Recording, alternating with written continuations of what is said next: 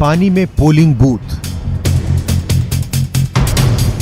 गोपालगंज में विधानसभा चुनाव पर बाढ़ का साया पड़ना तय माना जा रहा है। ये बाढ़ के पानी से घिरे सिद्धवलिया के राजकीय कन्या प्राथमिक स्कूल का नजारा है। इसी स्कूल में बैकुंठपुर विधानसभा क्षेत्र का मतदान केंद्र बनाया गया है, लेकिन बाढ़ का पानी फैलने की वजह से स्कूल के शिक्षकों की परेशानी काफी बढ़ गई है। उन्हें हर दिन इसी तरह से पानी के बीच से गुजरते हुए स्कूल तक आना जाना पड़ रहा है। ऐसे में इस बूथ पर वोटिंग करना सबसे बड़ी चुनौती है।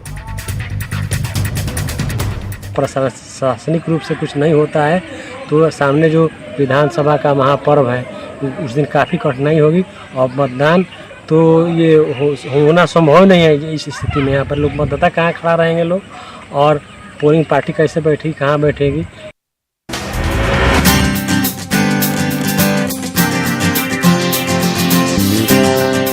सियासी केक का जायका।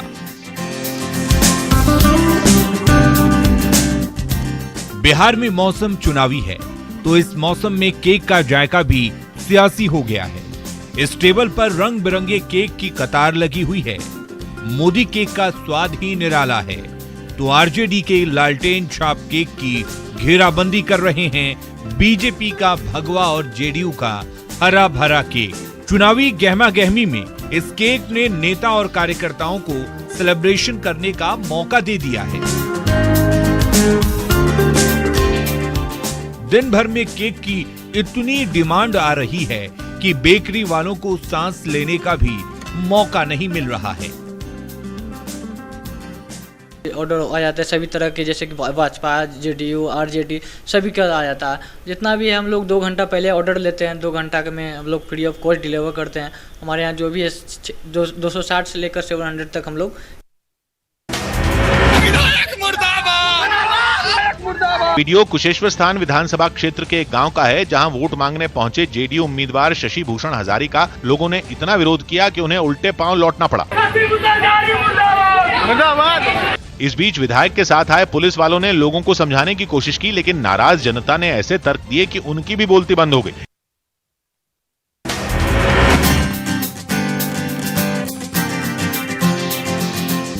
चुनाव का समय नजदीक आ गया है तो नेताजी मंदिर मंदिर द्वारे द्वारे घूम रहे हैं। बिहार के मंत्री और पटना साहिब के बीजेपी प्रत्याशी नंदकिशोर यादव नामांकन के बाद गाय घाट की बड़ी पटन देवी मंदिर पहुंचे और मत्था टेका, साथ ही मां दुर्गा से 7वीं बार जीत का आशीर्वाद मांगा। नंदकिशोर यादव साल 1995 से लगातार पटना साहिब का प्रतिनिधित्व करते आ रहे हैं, तो इस बार जीत के प्रति वो आश्वस्त नजर आ रहे हैं।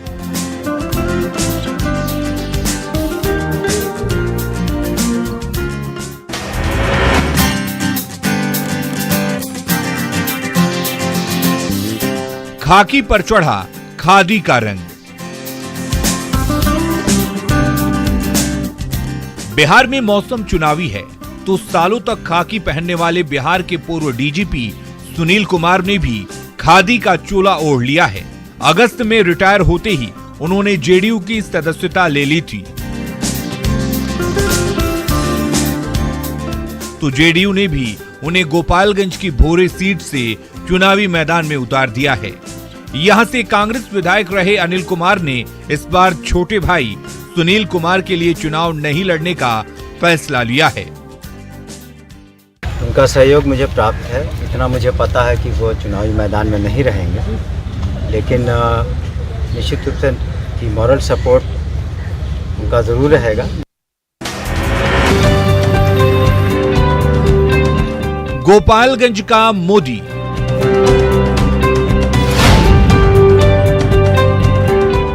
वही कदकाठी, चेहरे पर सफेद दाढ़ी और वही जानी पहचानी चाल। गौर से देखिए, पीएम मोदी नहीं बल्कि उनके हमशक्ल अभिनंदन पाठक उर्फ नंदन मोदी हाथ जोड़े चले आ रहे हैं। इसी भाव भंगिमा और आवरण के चलते उन्हें गोपालगंज का मोदी कहा जाता है। एक मोदी तो देश की बागडोर संभाल रहे हैं, लेकिन ये मोदी इस बार गोपालगंज की हथुआ सीट से जीतकर बिहार की बागडोर संभालने का सपना देख रहे हैं। ये विकास की लड़ाई है। हथुआ विधानसभा में चुनाव जीत करके बिहार के मुख्यमंत्री बनने का प्रयास करेंगे, जनता के बीच में जाएंगे, जनता का पैर छुएंगे। विकास की लड़ाई है ये, गरीब और अमीर की लड़ाई होने जा रही है।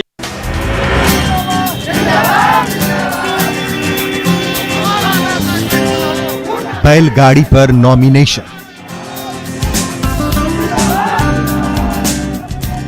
बेतिया में चुनावी कोलाहल बढ़ गया है। हर तरफ शोर शराबा बढ़ता जा रहा है तो प्रत्याशियों में नामांकन की होड़ मची है। इसी बीच सजी धजी बैलगाड़ी बेतिया कलेक्ट्रेट पहुंची तो सबका ध्यान इस अनोखे काफिले पर पड़ा। चनपटिया के निर्दलीय उम्मीदवार मुन्ना सिंह ने नामांकन दाखिल करने बैलगाड़ी पर सवार होकर बेतिया कलेक्ट्रेट पहुंचे। उन्होंने किसानों की समस्या को मुद्दा बनाने की बात कही।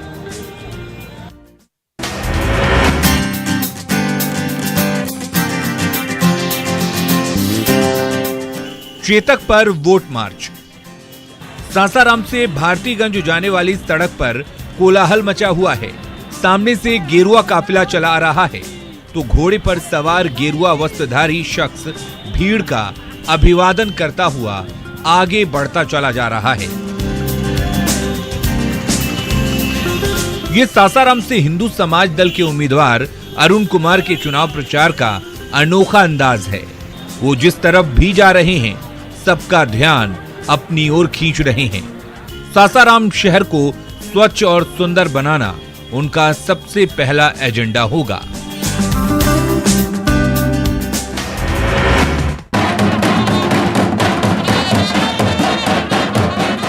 ढोल नगाड़ों वाला प्रचार।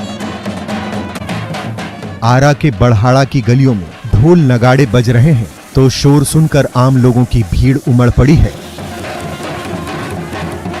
सफेद कपड़ों में लकदक नेताजी हाथ जोड़े बढ़े चले आ रहे हैं। ये हैं बड़हरा के राजपा उम्मीदवार मांझी साहू, जो ढोल और नगाड़ों के शोर के बीच जनसंपर्क अभियान पर निकले हैं। साथ में समर्थकों की भीड़ है जो उन्हें फूल मालाओं से लादे जा रही है।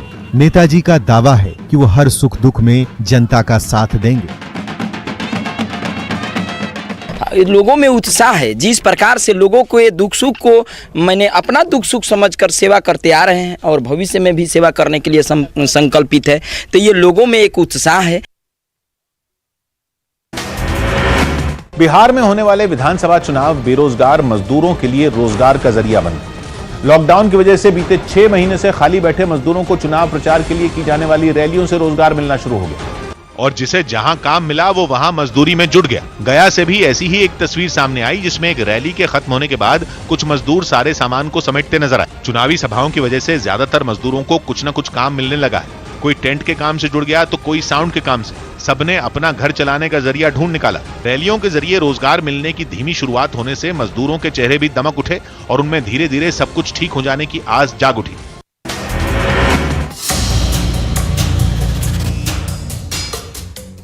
बिहार में कोरोना के बीच चुनाव कराना किसी चुनौती से कम नहीं है। ऐसे में ये फेस शील्ड मतदान कर्मियों के लिए वरदान साबित होने वाला है। तो सैनिटाइजर की ये बोतलें कोरोना के खतरनाक वायरस को दूर दूर फटकने नहीं देगा। तो फेस मास्क और हैंड ग्लव्स से लैस मतदान कर्मी पोलिंग बूथ पर बेहिचक ड्यूटी कर सकेंगे।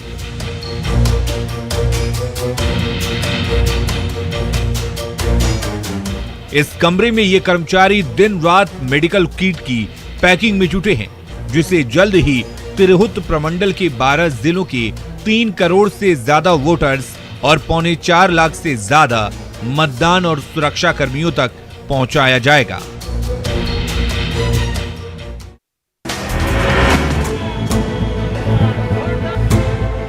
ट्राईसाइकिल पर मिशन इलेक्शन। हाथ में वोटर जागरूकता का बैनर है तो मन में लोकतंत्र के महापर्व को सफल बनाने का मिशन है। ये पटना की सड़कों पर निकली 8 उत्साही दिव्यांग युवकों की मोटर ट्राईसाइकिल रैली का नजारा है। ये काफिला जिस ओर गुजर रहा है सबका ध्यान अपनी ओर खींच रहा है। रास्ते में ठेले और खोमचे वाले दिखे तो रुककर उन्हें वोट का महत्व समझा दिया तो आम मतदाताओं से भी हाथ जोड़कर मताधिकार का प्रयोग करने की विनती की।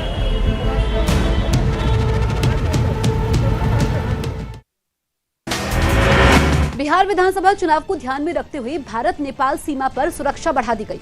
सशस्त्र सीमा बल को आशंका है कि चुनाव के समय माहौल खराब करने के लिए बॉर्डर का इस्तेमाल किया जा सकता है, जिसकी वजह से भारत नेपाल सीमा पर तैनात जवानों ने आसपास के इलाकों में गश्त बढ़ा दी। भारत और नेपाल के बीच कई किलोमीटर तक की सीमा ऐसी है जहां पर बाड़ेबंदी नहीं की गई है। यही वजह रही कि वहां जवानों ने हर आने जाने वालों पर नजर रखनी शुरू कर दी। सीमा के पास के जिले किशनगंज में भी जवानों ने ऐसा ही किया। उन्होंने वहाँ से गुजरने वाले हर शख्स का सामान चेक करने के बाद ही उन्हें वहाँ से जाने दिया। बॉर्डर के आसपास के इलाकों में रहने वाले लोगों को इस बारे में जागरूक करने के लिए एक अभियान भी चलाया गया, जिसके तहत सशस्त्र सीमा बल के जवान लोगों को समझाते हुए नजर आए। उन्होंने चुनाव के समय लोगों से सावधान रहने को कहा और उन्हें हर समय आंख कान खोले रखने की सलाह दी। हमारे यहाँ इलेक्शन है कि नहीं, तो फिर कहीं न कहीं वो जो है बदमाशी कर सकता है, विस्फोट कर सकता है। किसका नुकसान होगा? हम सभी का ना, गाँव वालों कोई ना कोई फिर उसमें दिक्कत होगा हम लोग सभी को। लोगों ने भी जवानों का साथ देने का पूरा भरोसा दिया। कोरोना की वजह से पिछले कई महीनों से भारत नेपाल सीमा सील है, लेकिन चुनाव के समय ओपन बॉर्डर होने की वजह से अवैध कलकल करती गंगा नदी बह रही है। उस पार बिहार के कटिहार जिले की सीमा है तो नदी के इस ओर झारखंड का साहिबगंज। शकुंतला सहाय घाट पर खड़ी इन्हीं नावों पर सवार होकर साहिबगंज के यात्री उस पार मनिहारी आते जाते रहते हैं। बिहार विधानसभा चुनाव नजदीक है तो साहिबगंज पुलिस ने यहां चेक नाका बना दिया है, जहां तैनात झारखंड पुलिस के जवान पल पल की गतिविधि पर कड़ी नजर रख रहे हैं।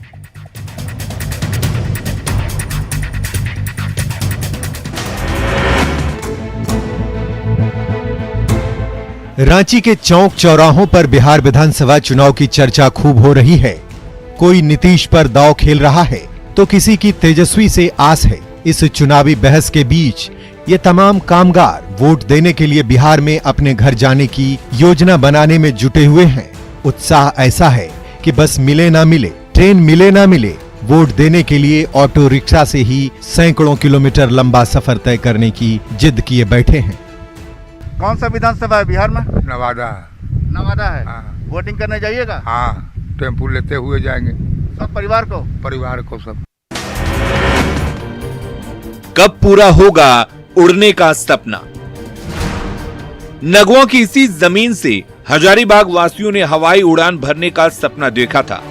पिछले साल इसी सरजमीन पर तामझाम के साथ हजारीबाग हवाई अड्डे का शिलान्यास किया गया था। तब हजारीबाग वासियों को जल्द से जल्द हवा से बातें करने का सब्जबाग दिखाया गया था, लेकिन तब से अब तक 1 साल से ज्यादा का वक्त गुजरने को है। हवाई अड्डे के नाम पर न तो एक ईंट जुड़ सकी है और न हजारीबाग वासियों के उड़ने का सपना ही पूरा होता नजर आ रहा है।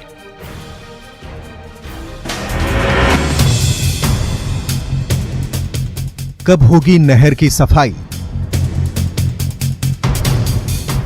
गया के बेलागंज में ये जमुने नदी की नहर का नजारा है।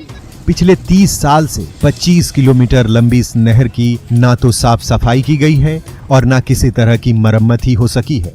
नतीजा ये हुआ है कि नहर में चारों तरफ जंगल और झाड़ियां उगाई हैं, जो नहर के पानी के लिए अवरोध बन गई है। ऐसे में जमुने नदी से निकला पानी आसपास के सैकड़ों एकड़ खेतों तक नहीं पहुंच पा रहा है और किसानों की मुश्किलें काफी बढ़ गई हैं।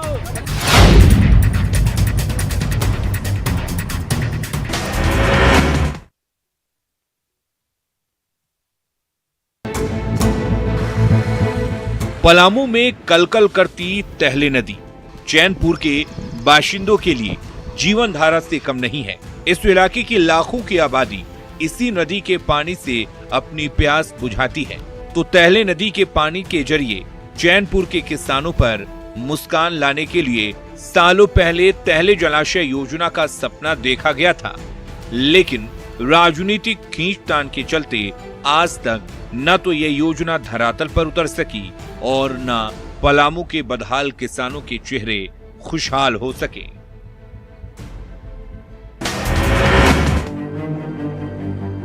देवघर के गांव-गांव तक शुद्ध पेयजल पहुंचाने के लिए सालों पहले लघु पेयजल आपूर्ति योजना की नींव रखी गई थी। करोड़ों रुपए खर्च कर पानी की टंकी बनाई गई, गांव-गांव तक पाइपलाइन बिछाई गई, लेकिन विभागीय लापरवाही और रखरखाव में अनदेखी की वजह से इनमें से ज्यादातर पेयजल योजनाएं अधूरी पड़ी हैं, जबकि देवघर की लाखों की ग्रामीण आबादी बूंद बूंद पानी की तलाश में अब भी भटकने को मजबूर है।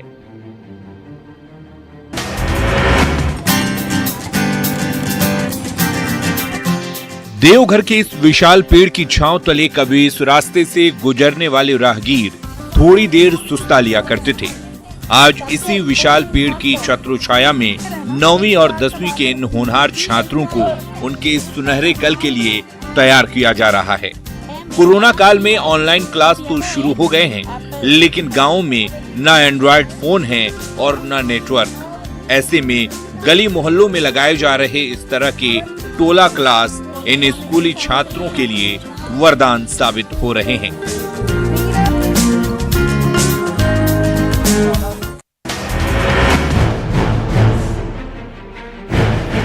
रांची में पर्व त्योहारों की चहल पहल बढ़ती जा रही है तो सड़कों पर भी रेलम पेल मची है, लेकिन रांची रेलवे स्टेशन अब तक सूना है और इन ट्रेनों के पहियों पर भी ब्रेक लगा हुआ है। दरअसल रांची से बिहार समेत देश के अलग अलग हिस्सों के लिए 50 से ज्यादा ट्रेनें चलती हैं, लेकिन अब तक इनमें से महज 1.5 दर्जन ट्रेनों को ही हरी झंडी मिल सकी है। ऐसे में पर्व त्योहारों पर झारखंड से बाहर जाने वाले यात्री बेहद परेशान हैं।